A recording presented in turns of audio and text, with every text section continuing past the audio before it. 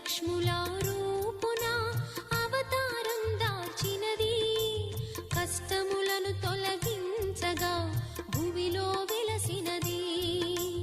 లక్ష్మీదేవి కథ, శ్రీ లక్ష్మీదేవి కథ.